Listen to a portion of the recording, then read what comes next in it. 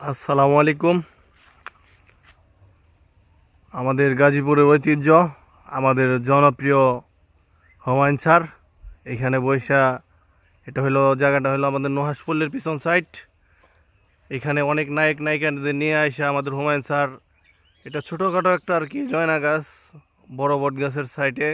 এখানে অনেক নায়ক নায়িকাকে নিয়ে আসা ছায়াছবির ছবি করতেন এবং বৈশা হুমায়ুন স্যারের পুকুরের নিচে ভূতের ঘরের পিছনে এটা এখানে বৈশা স্যার রেস্ট করতেন। তো কে কোথায় দেখতেছেন, এটার হপায় পাতা আপনার গজাইতেছে লালচে রঙের।